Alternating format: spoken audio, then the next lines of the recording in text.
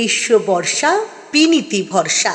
হ্যাঁ, পিনিত shopping city. নমস্কার, আপনারা দেখছেন হুগলি আপডেট। আপনাদের সঙ্গে আমি উষা। আসছি খবরে, পুজোর সময় টোটো গাড়িতে বইয়ের স্টল, সিপিআইএম এর লিবারেশনের।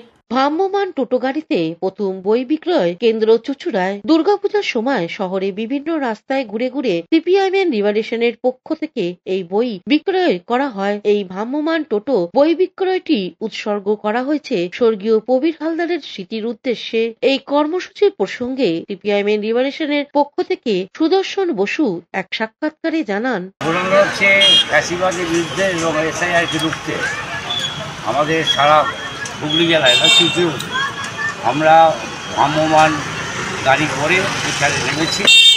মানুষের পাড়ায় পাড়ায় মানুষের কাছে পৌঁছে দেওয়ার জন্য, মানুষকে ঐক্যবদ্ধ করার জন্য, ফ্যাসিবাদের বিরুদ্ধে এসআইআরকে যেন আমরা রুখতে পারি, আপনারা রুখুন, শান্তি পান, এই বার্তা নিয়ে আমরা বিক্রি করতে পেরেছি। হুগলি থেকে চন্দনা দত্তের রিপোর্ট, হুগলি আপডেট। এখনকার মতন খবর এই পর্যন্তই। প্রতিদিন দেখুন হুগলি আপডেট। নমস্কার।